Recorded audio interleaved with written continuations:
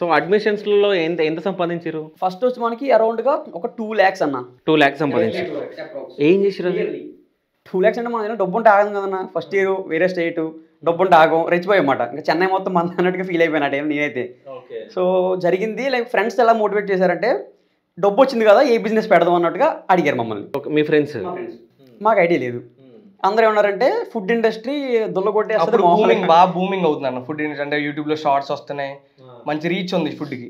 Food industry పెడితే మూసుకొని చేసేసి మీరు ఫుడ్ ఇండస్ట్రీలో తొక్కేదే లేదు. మార్జిన్ కూడా 100% ఉంటుంది అన్నారు. మార్జిన్ చెప్పడం మాకు తెలియదు కదా, మేము ఊపులో ఉన్నాం. ఫ్రెండ్స్ డబ్బు వచ్చేసింది. ఇంకా మంచి మూమెంట్ లో ఏంటంటే ఇంకా స్టార్ అని చెప్పి మా కాలేజ్ ఆపోజిట్ లోనే ఒక చిన్న హోటల్ వేరే వాళ్ళు ఉంటే వాళ్ళని ఈవినింగ్ 4 to ఒక 9-10 ఆ టైం దాకా మేము తీసుకుంటాం ఇది ఓకే అని చెప్పి వాళ్ళతో మాట్లాడుకొని ఒక ఆంధ్ర నుంచి మనం చెఫ్ తెప్పించి అతనికి పర్ మంత్ 30,000 పే చేసాం.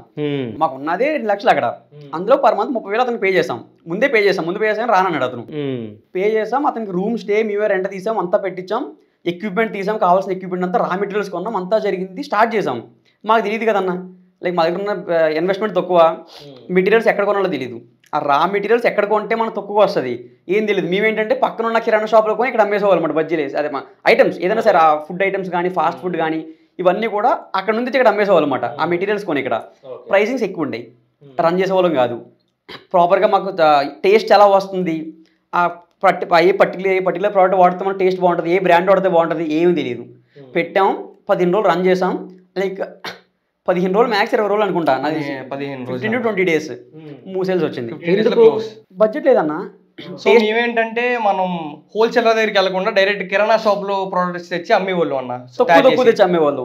సో ప్రైసింగ్ తక్కువ పెట్టాం, మనకి పెద్ద మైనస్ పడిపోయింది అది. ఓకే, అంటే మీకు అంటే ప్లానింగ్ ఏం లేకుండా అప్పుడు ఏదో పైసలు ఉన్నాయి ఇంకా ఫ్రెండ్స్ చెప్పేసి అంటే ఫుల్ కాన్ఫిడెంట్ ఉండేవాళ్ళు అన్నప్పుడు. అంటే ఫస్ట్ మీ ఫ్రెండ్స్ మిమ్మల్ని ముందుకు దోసారు, మీరు పడిపోయిన తర్వాత నవ్వారు. నవ్వారంటే నవ్వే ఉంటారు అన్న బ్యాక్ సైడ్. అంతే కదా.